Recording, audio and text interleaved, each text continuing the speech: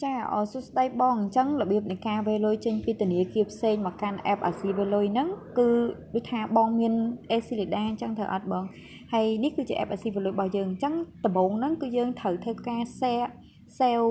QR code rồi bỏ ở si về lôi sân dân ba app ở si về lôi dân máu hay dân cho cái lạnh việt thà cái lạnh có hôm ní bon nát khi QR ní môi máu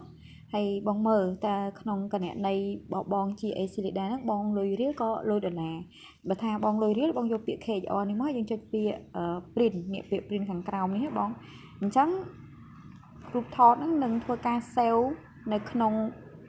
អាល់ប៊ុម photo យើងឯងតែបើសិនជាលុយដុល្លារយើងចុចពាក្យ USD នេះហើយយើងចុចពាក្យ print នេះមួយទៀតអញ្ចឹងគឺយើងបាន save photo ហ្នឹងនៅក្នុង photo របស់យើងកន្លែងរូបថតរបស់យើងហ៎បងអញ្ចឹងបញ្ចប់កន្លែងហ្នឹងមួយបងបន្តមកទៀតគឺយើងចូលទៅក្នុង app Exilida របស់យើងនេះគឺយើងវេចេញពី Exilida ទៅកាន់ app Aziveloy អញ្ចឹងណាបង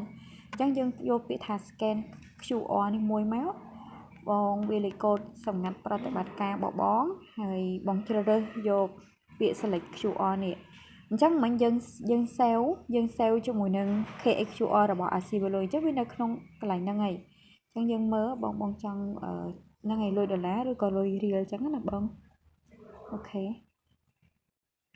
អញ្ចឹងយើងអាចវេប្រហែលក៏បានដែរណាបងវេ5000 10000អីក៏បានដែរចាឥឡូវខ្ញុំវេ2000រៀលទៅកាន់ app Aziveloy របស់ខ្ញុំមិញយើងចុច pay now អញ្ចឹងមកយើងចុចពាក្យ confirm នេះមួយមកនេះបង